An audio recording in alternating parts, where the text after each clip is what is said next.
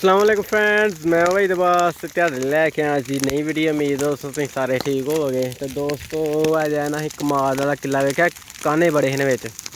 कान्ने पहला वड्डे ने तो फिर जो है ना हूँ अज सुक गए हैं। मैं क्या हूँ इन्होंने जो है ना अग ला दी है। तो यह जो है ना कुछ कमाद रख लिया। मैं क्या जो है ना चूपन चापन वास्ते। तो बाकी तकरीबन जो है ना सारे किले भी अग ला खड़ी। अं तो इतने खलोते हैं कि किते इनू ही ना लग जाए। तो जोड़ा सही कमाद है वो अं उंजी अग ला खड़ी। जो भैड़ा ही वो तो अं लोगों को वढ़ा वढ़ू छड़िया, नाल कान्ने शाने वढ़ा खड़े ने। हूँ जो है ना सही कमाद जोड़ा रह गया।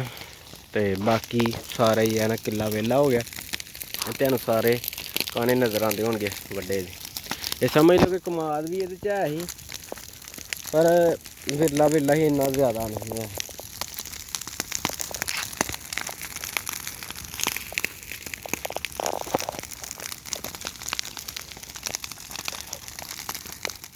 तो इस तो बाद अं ये बीजनी कणक।